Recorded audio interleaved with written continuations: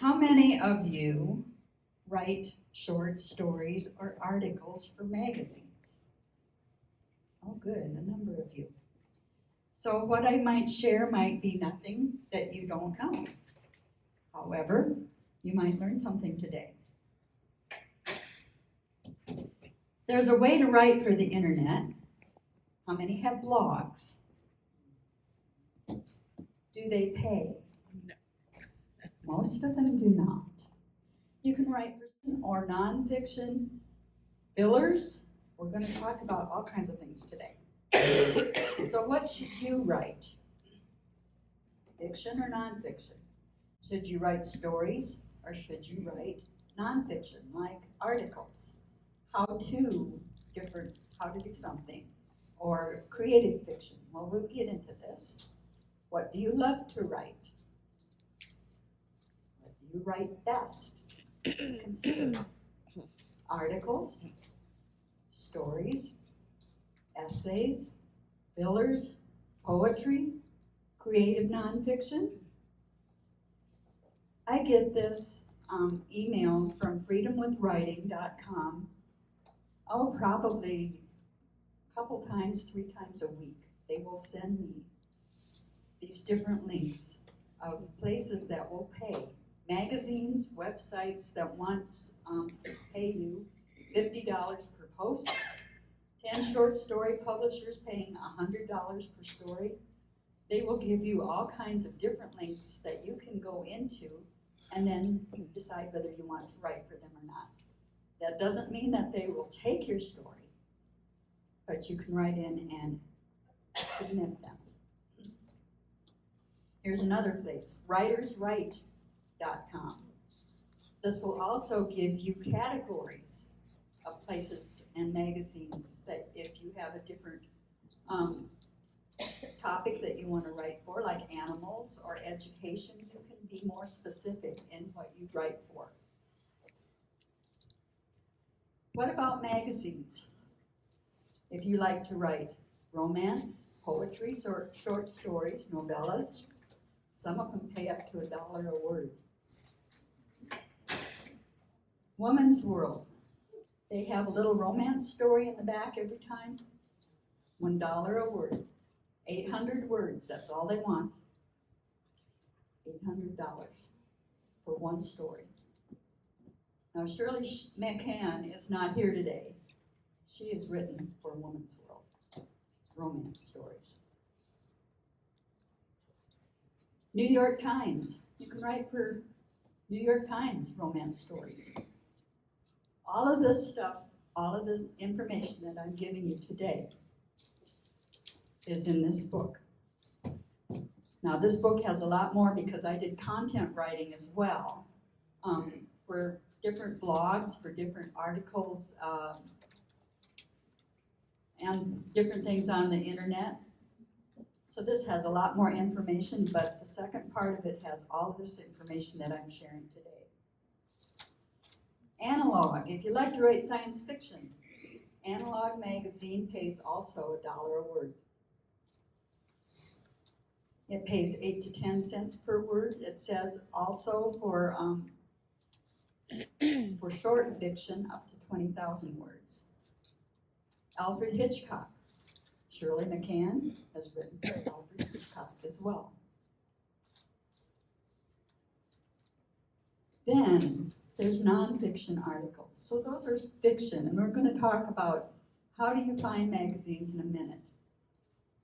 But I want to talk to you about nonfiction for a minute because this is really where I got my start. My very first article, actually it was a poem. My very first publication came out when I was 17. It was a poem. I got paid $7 for this poem and I thought I was on cloud 9. Do you remember the first time you got published? It was such a great feeling to see your name in print. Well, there's all kinds of ways that you can write nonfiction. And so I want to talk to you about some of these things today. And I brought my receipts. How-to articles. How I got started with this. I didn't write again until I was in my 30s, in the 1980s. I'm telling you how old I am. But I was the leader, a department head over the elementary department in my church, in Sunday school. I was always looking at magazines, trying to figure out what to do, how to motivate teachers, how to get them to do different things. And as I was reading through these magazines, I thought, we've done more things than that. We've done this, we've done, I had different things. So I started writing them down. I started sending them in. I started getting paid. I said, I like this. So this one, I actually got the cover story. What can a toddler learn? So it's a how-to teach toddlers. Here's another one, how to have lively teacher forums. And so I found my niche with all different kinds of religious magazines, not even my denomination. I sent them to all of them. I got published in almost all of them. I'm going to save that one for a minute. Informational articles. This was a brainstorm, an idea of what to do with teenagers. And it was published in Youth Leader. You can do historical articles. History magazine loves history. There's a story in here that I will show you in a few minutes called The Soddy Life. And it's about old-timers making soddies for homes. I also wrote for the history magazine on the history of toilets. They love history.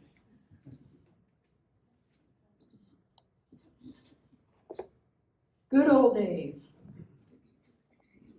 They love memoirs or nostalgia, anything from 1960s to 1980s. So think about things that have happened in your life. Write it down for good old days. They pay about $50 for an article.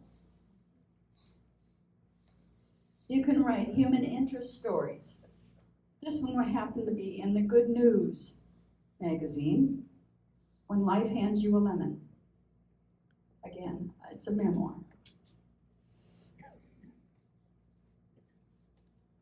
How do you pray for a turkey? Another one, human interest story of how somebody was blessed with 2 or 3 turkeys when they lived in Okinawa.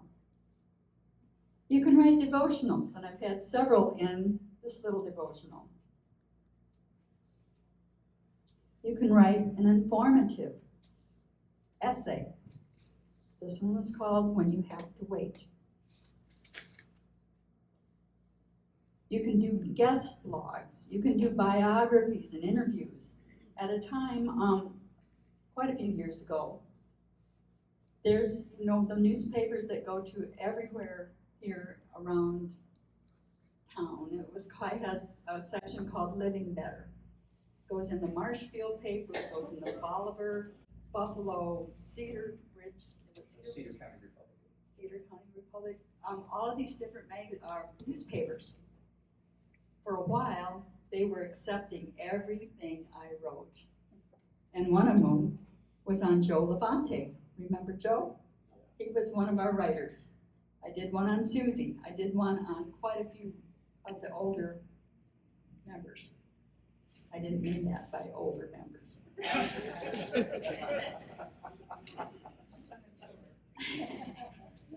Journal of the Ozarks. What can you do with green tomatoes? You can have any kind of nonfiction article if you can just think about it. Another big cash cow that I found was, this is a Sunday school paper, but there's also used to be a magazine that took children's puzzles. Puzzles, games, all kinds of little things that, if you can think them up. Better Homes and Gardens even paid me $50 for one tiny little paragraph, and this has to do with a problem neighbor. What do you do with a problem neighbor?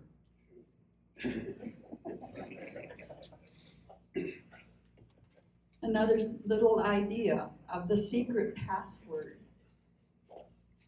Okay, so I'm getting ahead of myself here because that is fillers. All these magazines will take nonfiction stories. Chicken Soup is one that has to be true. It has to be, you have to sign a contract with them, and everything has to be true. You can't really fudge on that. Ozarks Farm and Neighbor is also a local magazine, and if you notice, who's written this? One of our own, Ruth Hunter. Has anybody else written for Ozarks Farm and Neighbor? I know I had talked to somebody else that had sent something in. But they will pay as well for all kinds of interesting things that are happening in our community. You just have to find the magazine. Okay, now I kind of went ahead of myself when I was talking about all these different other things. These are fillers. Every magazine has fillers. They have that white space that they have to fill up. And so they'll think of something to put in there. I talked about the poems and the puzzles, crafts, quizzes, lists, recipes, songs. I even sold a song, and this is how I sent it to them. And they printed a little, and of course it was one I made up, so it has to be something that's original. This was a game, a kid's game that went into a kid's magazine. Woman's Day printed one little tiny paragraph, and it's talking about dating my husband. Woman's Day, $50 for a paragraph. Taking that to dinner? Mm-hmm. Woman's World, if you look through here, it has all different kinds of fillers. Like I said, all of this is in that book if you want that. I had a question on that. What do you mean by the list? Lists. Yeah. There's even a magazine or online called The Listicle where they will print lists. 10 things that make your life beautiful. 5 things that, different lists of all kinds of different things. I can't think of any others right off the top of my head, but different lists of what to do, how to be happy, 20 things that make you sick, lists, that kind of thing. So Women's World has an act of kindness. It has, what is your favorite money-saving recipe? An angel story. What makes me happy? Kids are funny, or why was my face ever red? They want a story. Do you have famous or baby or pet photo? They will pay for all of that.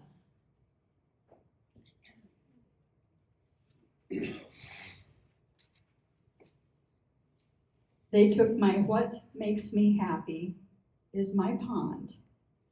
And they took my picture of my pond, little paragraph, $50. Women's World.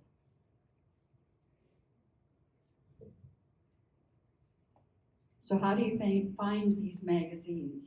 Where do you send these submissions? Well, in the search bar, you simply type what kind of magazine you're looking for, the genre, and then magazine writers' guidelines. So, for instance, fantasy magazine writers' guidelines. Copilot brings that right up, tells what they want, usually the length. It says simultaneous submissions, no. Whoops, I went too fast. Multiple submissions, no. But then it will give you all these different links for fantasy magazines that you can look up their guidelines and see if you want to submit a story there. Here's one for romance. Same thing, Copilot gives you a summary of it, and then it will give you a bunch of links to go to.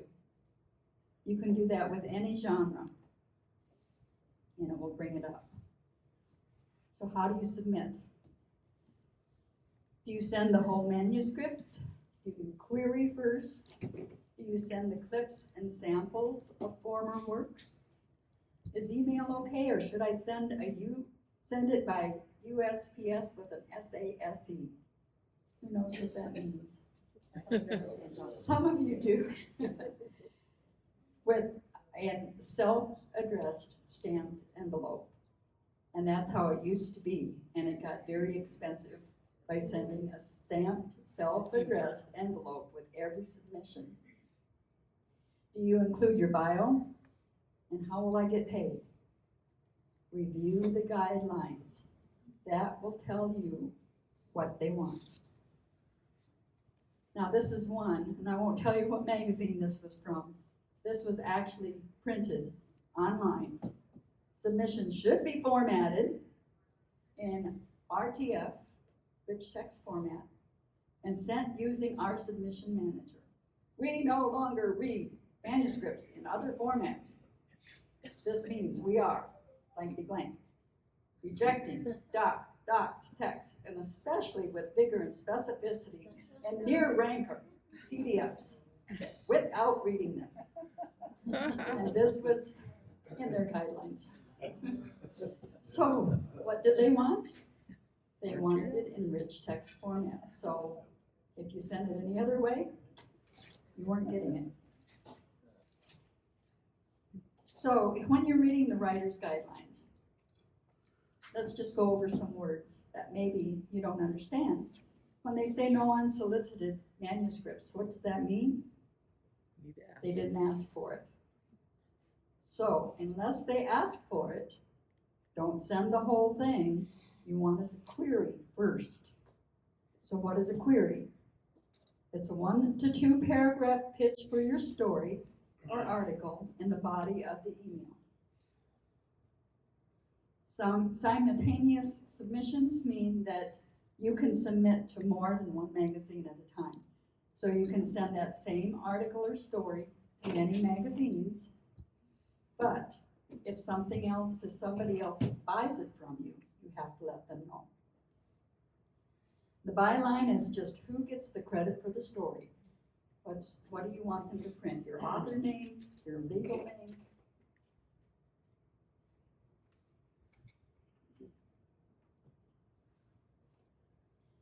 So no longer do we have to send it through the United States Postal Service, thank goodness. You can send everything by email now. You just do it all in the body of the email. So this was a query that I sent to the history magazine when I was writing the Sadi life, about the Sadi. And I told them in the first paragraph why I was qualified to write it. Told them a little bit about what the article was going to be and why I wanted to write the story. Then I put the pitch in there. I would like to write a 500 or 600 word preview story. So it tells them exactly how much they can expect from me and when I could get it done. Plus, I was going to send them a picture of my great-grandparents in the Sadi. Usually, when you send something in, you have to forget about it because it could take months, sometimes a year, to hear from them. With Chicken Soup, it was over a year before I heard from Chicken Soup. This guy sent me back, put your bio under your name. This guy sent me back a letter the next day. I was floored. I like it. Could you have this ready by August 15th, which was about a week away? I had a cancellation, so please let me know. Well, fortunately, I already had it written. So I said, yes, I can send it to you. I sent it the next day. So you attach your manuscript right in the body of the mail. And I sent the picture that they also printed in the book. And then it comes out, the Sadi Life, and it's actually a 2-page spread. So it was very exciting to see that in there, in the history magazine.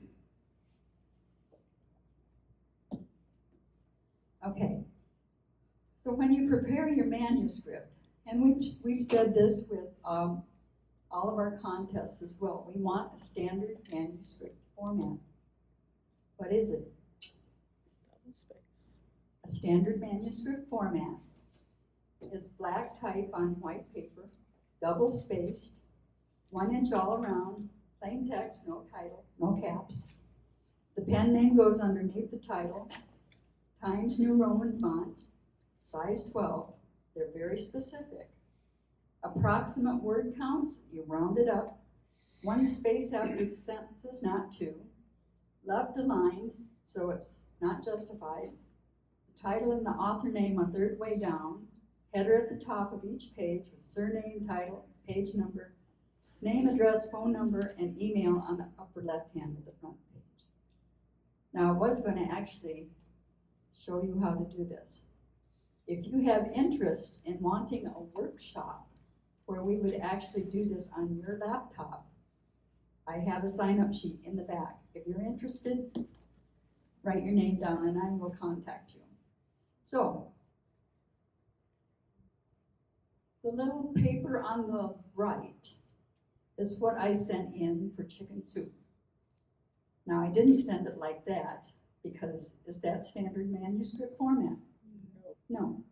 It's on colored paper, it's got a drop cap. The title is supposed to be really fancy. That wouldn't work. Would this work? I've got my name at the top, I've got the approximate word count. It still wouldn't work. Nope. This is how they want it. Use plain text, nothing fancy. Now this one is not double spaced, and I'll show you why in a minute. Because some magazines make it easy. They provide a form for you and they go through Submittable. Submittable.com is a free account, so you can sign up for that. You put in your email address, you put your cover letter right in the field that they provide, write your bio, upload your form or your story, and submit it. So chicken soup, these are the stories they are looking for presently. Holiday stories, miracle stories, couple stories, humorous stories. It cannot be any more than 1,200 words. It has to be true, and it has to be about yourself, written in first person. They now pay $250 for one story. They make it easy though, because when you go to their form, you write in your name, you copy and paste your story right in the field. That's why it had to be plain text. You select the topic of the book that you want it to go into. If you think it can go into more than one, you can send it for more than one. What I like is that they always will give suggestions under each one. Like for instance, laughter is the best medicine for this one, humor stories. They give a lot of different suggestions about topics that you can write about. And it sometimes jogs your memory. Cricketmedia.com is writing for kids. And they also have the same form. So if you go, you see that they have 5 different magazines for different age groups. They give the guidelines for each magazine. Read the guidelines, follow them explicitly, and then submit your story. It's the same kind of a thing as chicken soup, where you put in your title, put in your cover letter, and then attach your story. They have calls for submissions too and what they want. So, can you sell it again? Once you sell your story, can you sell it again? Babies. Who owns the copyright? You do. Anytime you write a story or an article or anything, it is copyrighted right away. If you want to be sure, send it to yourself. That way you have a copy of it, you have the date. However, if you sell it, it may not be yours anymore. I want to show you, thanks to, who was it that was telling me? Renee Search, if you know her, she was telling me about, this is a new kind of literature. I think we're going backwards. Two Frenchmen have created this machine that will spit out a ticker tape, like, that's all I can think about it. You can see that boy reading it, of stories. They created it in France. It's now in New York. It's all over the world, and it's really gaining momentum. They will pay for your story, and you'll get royalties, $115 for each story. And they have made these cubes to go in libraries or hospitals. They've made these other machines. People pay for the stories, and it will knock out this ticker tape, and you get the story. However, you see what that says? Exclusive worldwide rights. What does that mean? Who owns the copyright? I do. You do, until you sell it. So read the writer's guidelines. What are they buying?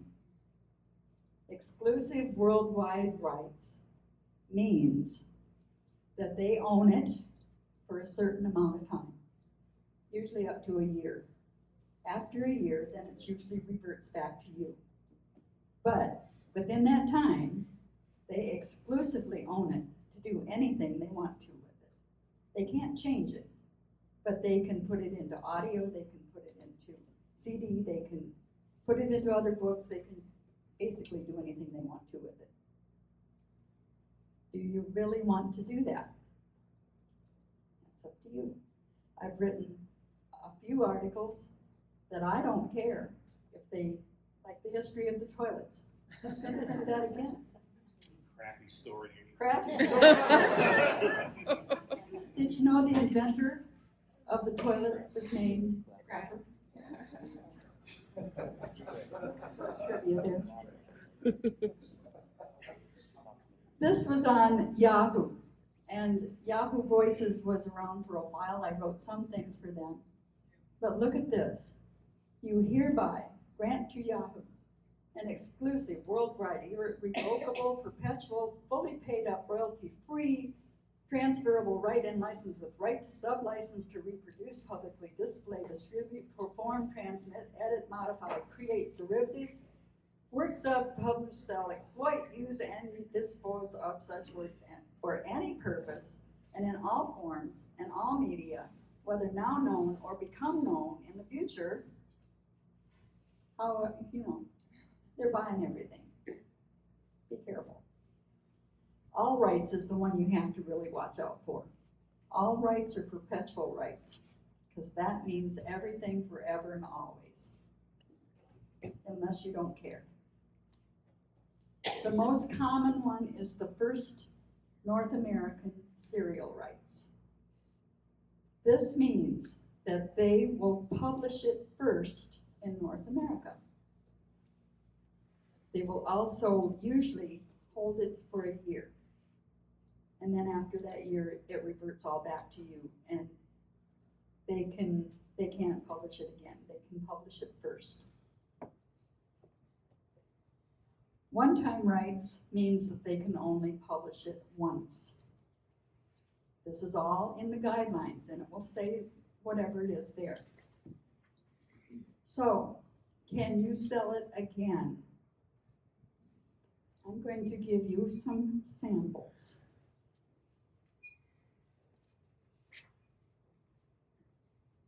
The Christmas Adventure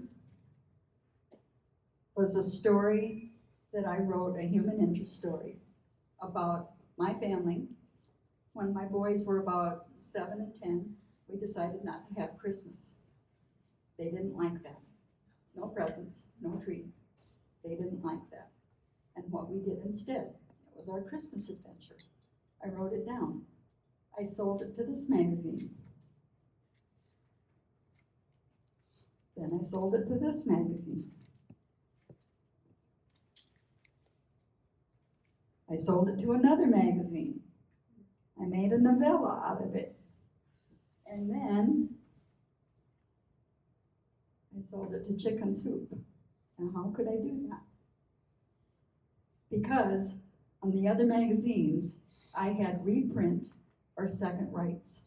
And so I had to tell them, the first magazine paid me full price.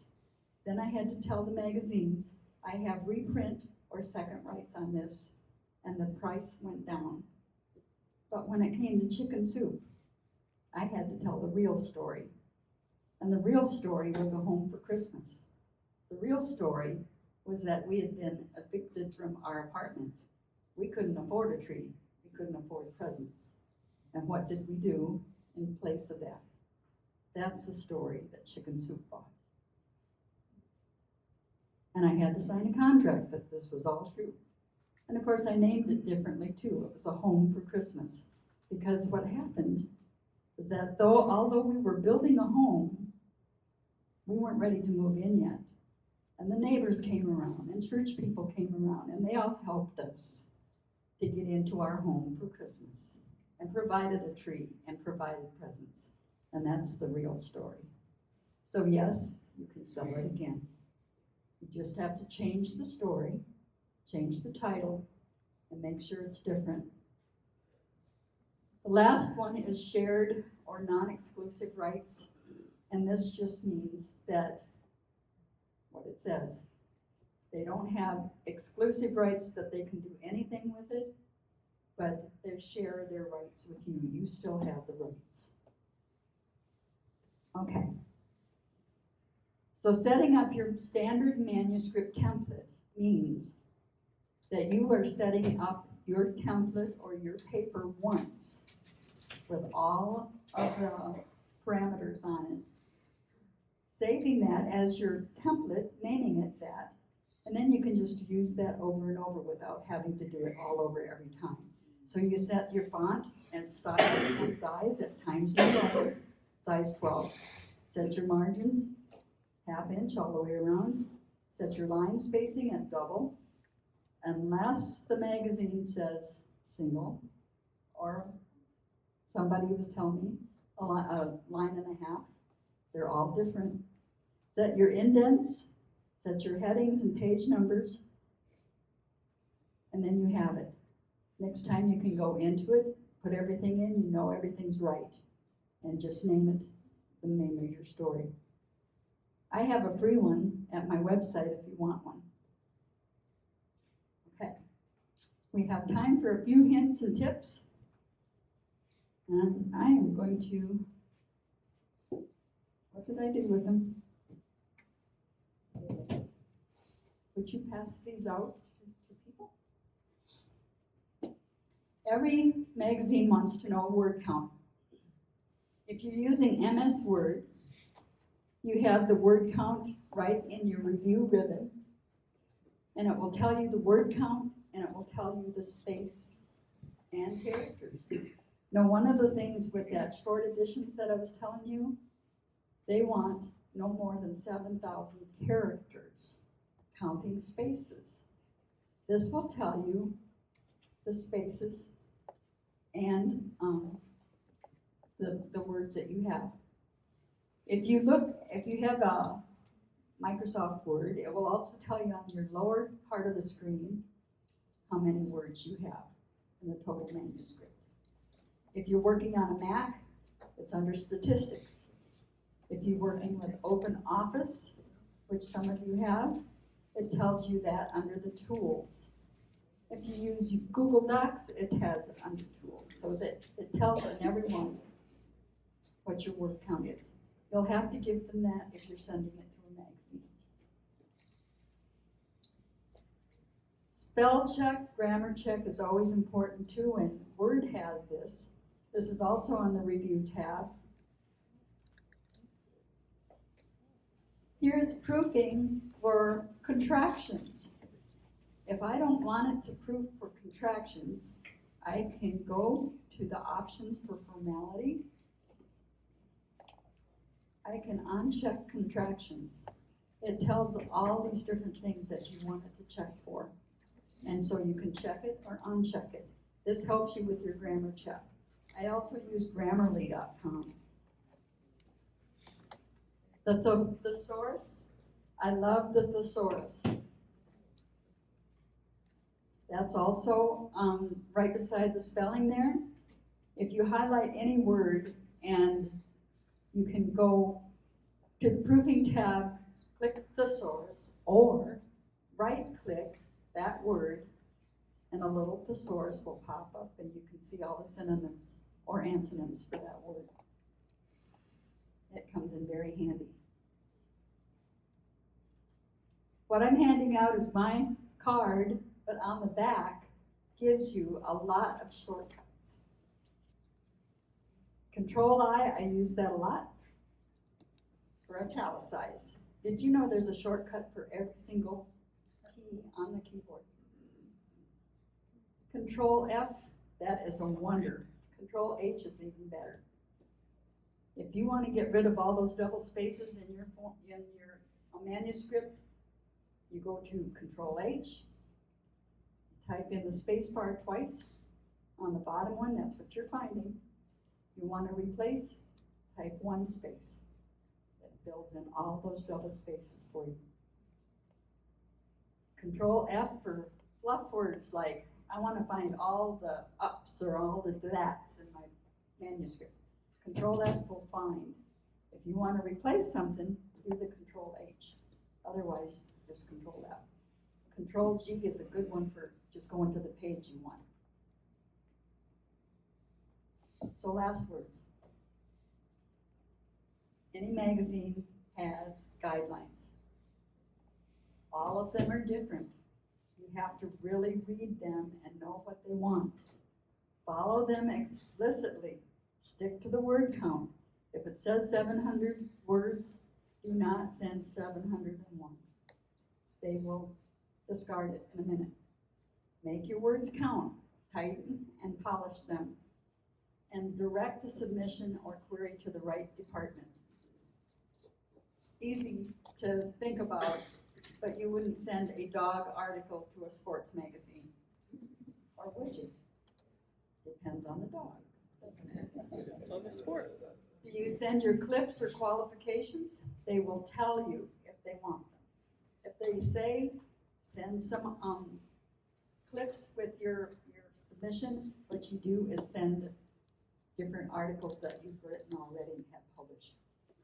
Just follow the guidelines. Then you have to submit it and forget it. Because like I say, it takes sometimes a long time to hear back from them. And sometimes never. Chicken Soup says if you haven't heard from us within, 6 months to a year, then they probably haven't taken it. Any questions?